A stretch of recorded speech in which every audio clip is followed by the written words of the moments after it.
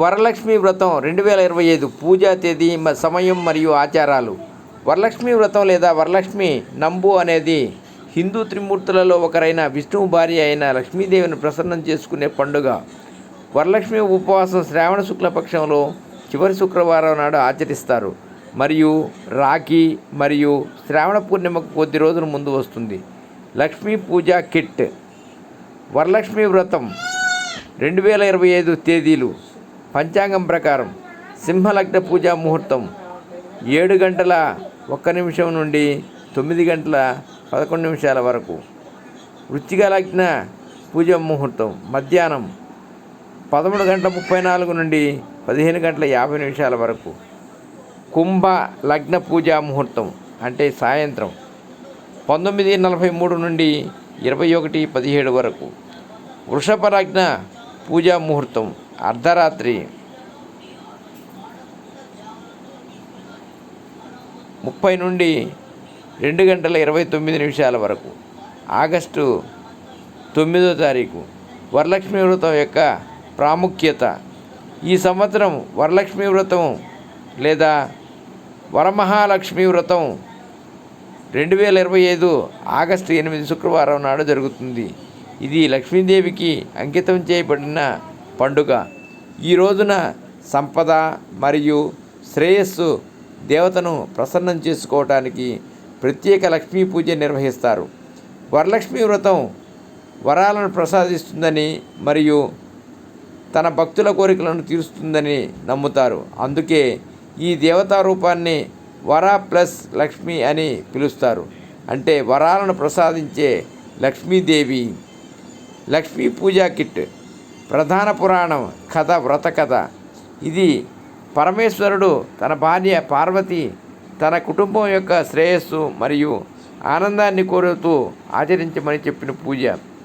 పార్వతీదేవి తన ప్రియమైన భార్య మరియు ఆమె కుటుంబం యొక్క శ్రేయస్సు మరియు సంతోషం కోసం ఉపవాసం ఉండేదని నమ్ముతారు.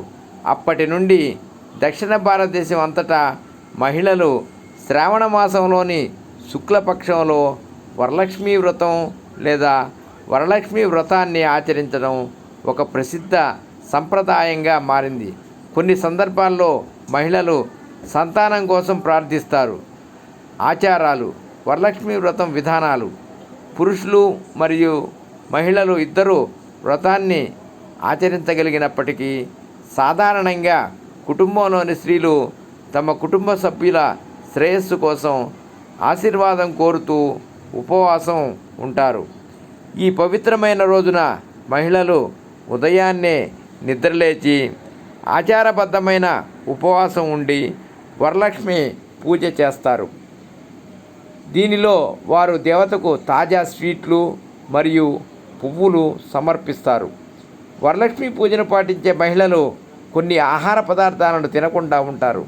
ఇవి ప్రాంతం నుండి ప్రాంతానికి కూడా మారవచ్చు.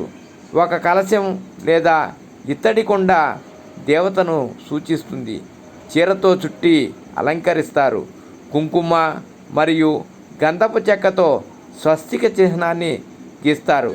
కలశం, కుండ, ముడిబియ్యం లేదా నీరు, నాణేలు, 5 రకాల ఆకులు మరియు తమలపాకులతో నిండి ఉంటుంది.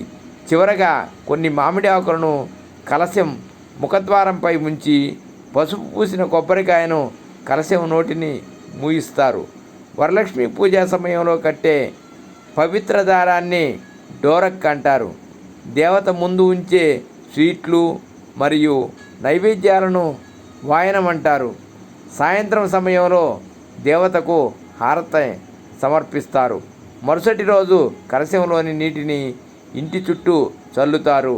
కలశంలో బియ్యం గింజలు ఒక భాగమైతే వాటిని మరుసటి రోజు కుటుంబానికి అన్నం, భోజనము లేదా ప్రసాదం తయారు చేయడానికి ఉపయోగిస్తారు.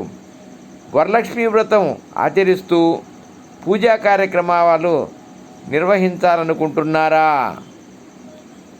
ఉపవాసంలో ఒక ప్రాంతం నుండి మరొక ప్రాంతానికి మారుతున్న కొన్ని ఆహార పదార్థాలకు దూరంగా ఉండటం ఉంటుంది.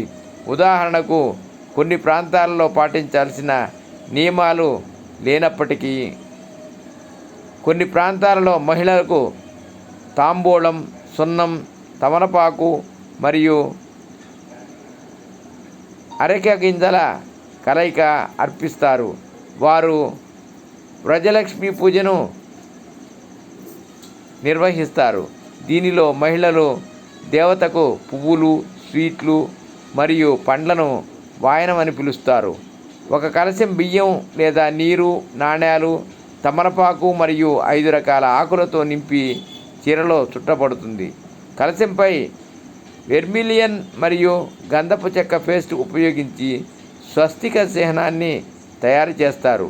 మామిడి ఆకులు మరియు కొబ్బరికాయతో కలశంపై పసుపు పూసి పాత్ర నోటి వద్ద ఉంచుతారు.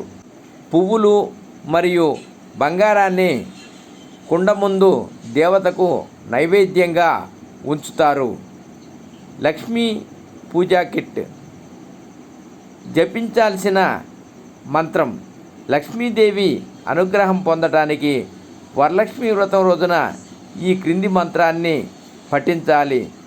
ఓం హ్రీం శ్రీం లక్ష్మీభయో నమః. సర్వే జనా సుఖినో భవంతు. ఓం నమః శివాయ.